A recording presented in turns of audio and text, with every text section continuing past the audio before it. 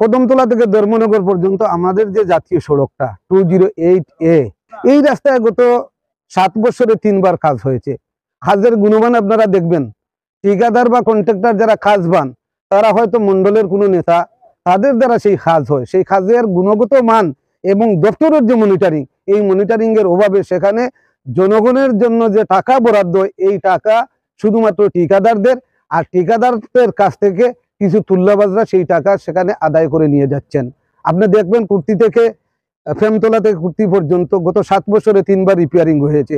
6 মাস যেতে না যেতে সমস্ত রাস্তা ভেঙে চুরমার হয়ে যাচ্ছে।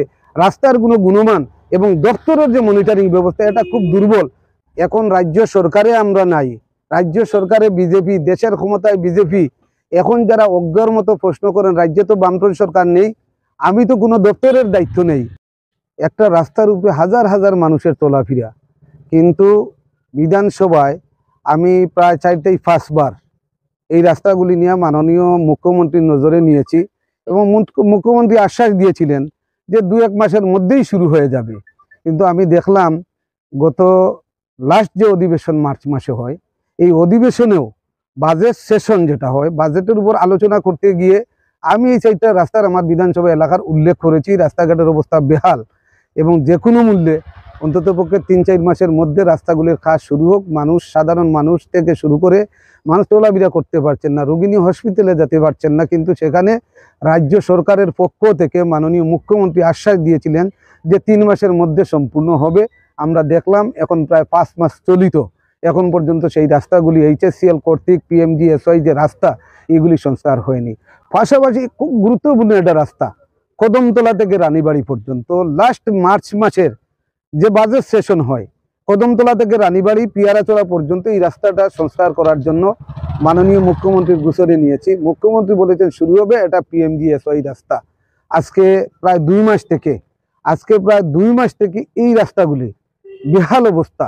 বিশেষ করে ওই কদমতলা থেকে পিয়ারাচড়া যে রাস্তাটা, 2 দিকে প্রায় 8টা গ্রাম পঞ্চায়েত এলাকার মানুষ চলাফেরা করেন, কিন্তু রাস্তাগুলি সংস্কার হচ্ছে না। আমি রাজ্যের মাননীয় মুখ্যমন্ত্রীর কাছে তথা পূর্ত দপ্তরের মাননীয় মুখ্যমন্ত্রী তিনি দায়িত্বে আছেন, ওনার কাছে দাবি, উনি বিধানসভায় বাজেট সেশনের জবাবি বক্তব্য বলেছিলেন যে 3 থেকে 4 মাসের মধ্যে সমস্ত PMGSY যে রাস্তাগুলি রয়েছে এবং কদমতলা থেকে রানীবাড়ি পর্যন্ত যে রাস্তা, এই রাস্তাগুলি কাজ অবিলম্বে সম্পূর্ণ হবে। আর আমাদের লাইফলাইন যেটা কদমতলা থেকে ধর্মনগর পর্যন্ত, এই রাস্তাটা ইদানিং আপনারা দেখেছেন বর্ষার পরে বেহাল অবস্থা। তো আমাদের এলাকায় কিছু কুচক্রী আছেন যারা আমার বিরুদ্ধে বলেন যে রাস্তাঘাট নিয়ে MLA সাহেব বিধানসভার মধ্যে কথা বলেন না। এটা তো হয় না। বিধানসভার মধ্যে যে কথাবার্তা বলছি, এখানে গত 7 বছরের, বিশেষ করে কদমতলা রানীবাড়ি যে রোড, কদমতলা ধর্মনগর যে রোড, কদমতলা চুরাইবাড়ি যে রোড, প্রেমতলা কুর্তি যে রোড এবং HSCL কর্তৃক যে 4টা রাস্তা, এই রাস্তাগুলির বেহাল অবস্থা গত 7 বছরে 10 থেকে 12 বার বিধানসভায় আমি উঠিয়েছি এবং রাজ্য সরকারের কাছে, দপ্তরের কাছে প্রশ্ন রেখেছি, তার উত্তর আছে। শুরু হবে এটা শুনতে 7 বছর চলে যাচ্ছে। সবকা সাথ সবকা বিকাশের ওপর এই রাজ্যের মানুষের, এই এলাকার মানুষের আস্থা হারিয়ে ফেলেছেন এবং রাজ্যের মাননীয় মুখ্যমন্ত্রীর কাছে আমার দাবি, অবিলম্বে এই রাস্তাটা যাতে সংস্কার হয় তার জন্য যেন উনি উদ্যোগ গ্রহণ করেন। কোনটা স্যার তো চলবেই, এটা তো চক্রান্তের, এটা শুধু আমার বিধানসভা না, সারা রাজ্যের তো একই অবস্থা। 2-4টা রাস্তা ভালো। বাগবাসা বিধানসভা কেন্দ্রের জাতীয় সড়ক লাইফলাইন যেটা আমাদের চুরাইবাড়ি থেকে আসাম আগরতলা রাস্তা, যেটা আজকে 3 মাস হয়েছে না, ইতিমধ্যে এই রাস্তা ভেঙে চুরমার হয়ে যাচ্ছে। রাজ্যে তো বিজেপি পরিচালিত মানিক শাহ সরকার, দিল্লিতে কার সরকার? বিজেপি সরকার। সাধারণ মানুষের খাদ্যের অভাব এবং সেখানে দাঁড়িয়ে সেই ব্যবস্থাগুলি, মানুষের যে খাদ্যের অভাব, রেগার কাজ নেই, মানুষের বেহাল পরিস্থিতি, এগুলির প্রতি গুরুত্ব নাই। শুধুমাত্র ধর্মের নামে বিভাজন করা, আর কিছু নেতারা বুটের মুখে দাঁড়িয়ে তারা শুধুমাত্র CPIM এর বিরুদ্ধে, CPIM এর বিধায়কের বিরুদ্ধে তারা অপপ্রচার করছেন এবং এই রাস্তাগুলি যদি অবিলম্বে তার কাজ সম্পূর্ণ না হয়, তাহলে আগামী দিনে আমরা এই এলাকায় বৃহত্তর আন্দোলন গড়ে তুলব এবং পরবর্তী এই যে বর্ষাকালীন অধিবেশন হবে, এই অধিবেশনের মধ্যে এই রাস্তাগুলি নিয়ে বিধানসভায় আমি তোলার চেষ্টা করব। জনগণের দাবি বিধানসভায় তুলব, মুখ্যমন্ত্রীর নজরে আবার নেওয়ার চেষ্টা করব। বামফ্রন্ট সরকারের 25 বছরে কে হিন্দু কে মুসলমান এই প্রশ্ন ছিল না। আপনারা দেখছেন গত 2 দিনের ঈদ উৎসব কি ঘটনা ঘটছে রাজ্যের মধ্যে। রাজ্য সরকার আছে, কে কি খাবে, এটা বামফ্রন্টের সময় প্রশ্ন ছিল।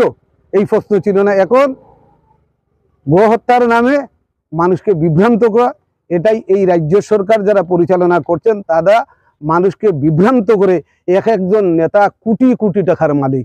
আপনার কদমতলা এলাকার মধ্যে দেখবেন এই যে মন্ডল প্রেসিডেন্ট, তার বাড়ির সামনে পায়ে হেঁটে মানুষ চলাফেরা করতে পারছেন না, সাইকেল নিতে যাচ্ছেন না। উনি মন্ডল প্রেসিডেন্ট হওয়ার পর বাড়িতে দুতলা বিল্ডিং এর কাজ শুরু হয়ে গেছে। শনি মন্দির থেকে গিয়া তাল নদী মহাদেব বাড়ি পর্যন্ত এই রাস্তাটা আজকে দীর্ঘ 7 বছর থেকে এই রাস্তার কোনো কাজ টাজ হয় নাই। এই রাস্তা খুব কষ্ট হওয়ার, যেমন আসামের মানুষ, আমাদের ত্রিপুরার মানুষ। তারপর গ্রাম পঞ্চায়েতের এই রাস্তাটা, এটা হইলো 4 নম্বর 3 নম্বর ওয়ার্ড। এই রাস্তার উপরে সব কিছু আসাম পাড়ার সব গাড়িগুলো চলে ওইদিকে, মেরামত হয় না, এটা তো সরকার জানে। আমরা দাবি এইটাই রাখি যে আমরা রাস্তাটা অতি সত্তর হইতো, এখান থেকে প্রায় 2 কিলোমিটার নাই এটারে, এরকম 2 কিলোমিটারই হইব।